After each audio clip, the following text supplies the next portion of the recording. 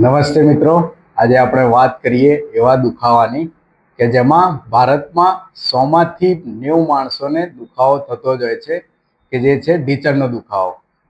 ઢીંચણના દુખાવો થવાનું કારણ શું હોઈ શકે છે, એને કેવી રીતે મટાડી શકાય અને તમે કઈ કઈ પ્રિકોશન્સ રાખશો કે જેના કારણે તમને ઢીંચણનો દુખાવો ઓછો થઈ શકે છે. તો હેલો ફ્રેન્ડ્સ, હું doctor Bhavin Chhatraliya, consultant physiotherapist. આજે આપણે વાત કરીએ ઘૂંટણના દુખાવા વિશે. ઘૂંટણનો દુખાવો એ તમારે મેઇનલી મલ્ટીવિટામિનની ડેફિશિયન્સી, તમારા મસલ્સની વીકનેસ અને તમારું બેઠવાળું જીવન, આ 3 રીઝનોના કારણે તમને ઢીંચણનો દુખાવો થતો હોય છે.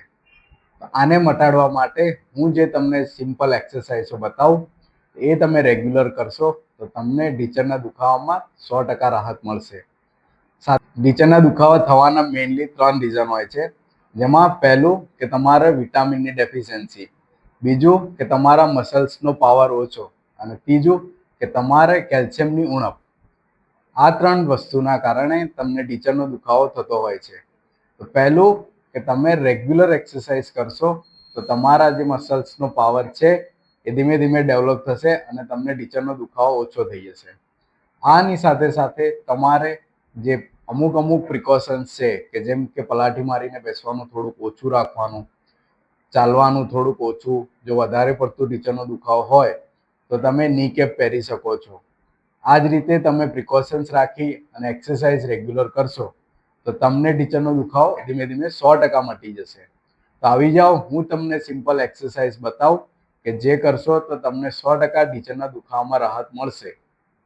પહેલી એક્સરસાઇઝમાં આ રીતે પગ લાંબા કરીને તમારે બેસવાનું છે. પગના પંજા તમારી તરફ ખેંચવાના છે અને સામેની તરફ કરવાના છે. આ રીતે 10 થી 15 કાઉન્ટ કરવાના છે.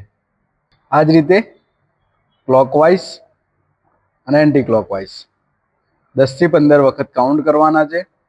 આ રીતે કરવાથી તમારા ઢીંચણના મસલ્સ રિલીઝ થઈ જશે.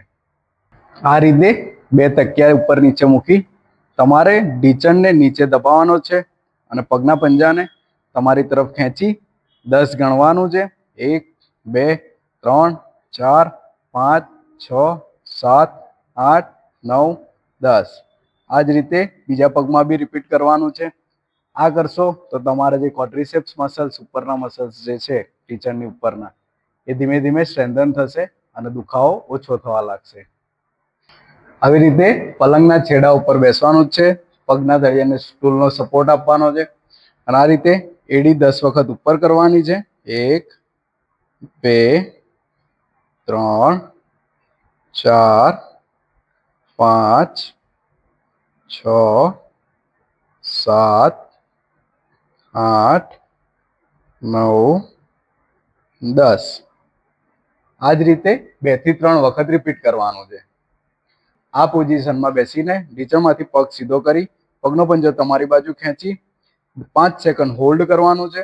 1 2 3 4 5. આ જ રીતે બીજા પગમાં બી 1 2 3 4 5. આ જ રીતે સિમ્પલ આ એક્સરસાઇઝ તમે રેગ્યુલર કરતા રહેશો તો તમને ઢીંચણના દુખાવામાંથી 100% રાહત મળશે. તો મિત્રો, આ જે સિમ્પલ એક્સરસાઇઝ મેં તમને બતાવી એ તમે રેગ્યુલર ઘરે કરશો તો તમને ઢીંચણનો દુખાવો ધીમે ધીમે ઓછો થઈ જશે. અને આવી જ રીતે મારી આઈડીને ફોલો કરતા રહો તો જેથી કરીને તમને જે દુખાવો હશે એના વિડીયોની અપડેટ્સ તમને રેગ્યુલર મળતી રહે.